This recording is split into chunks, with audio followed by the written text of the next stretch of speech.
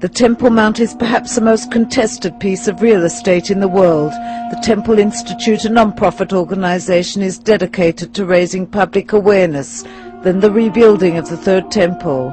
Rabbi Chaim Richmond talks to InfoLive TV. The Temple Institute is a very unique organization because it was founded with the sole purpose of doing as much as possible to raise the consciousness for the Jewish people and really for the whole world as to the central role that the Holy Temple plays in the life of mankind. And actually, it's the era, the epic of the Third Temple, which is seen, for example, when we study Isaiah, as the time which will be unparalleled in human history, when all mankind will be at peace and united in the recognition of God. So everything that we do is really about the restoration of the promise of the temple.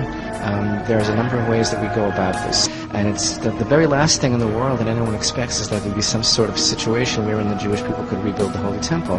He used to say, you know what, if we're the people that we're really supposed to be, the Muslims would come to us and say, could you please build the Holy Temple on this mountain and bring the divine presence back into the world? Because the Jewish people are instructed in the Torah to be a light to the nations.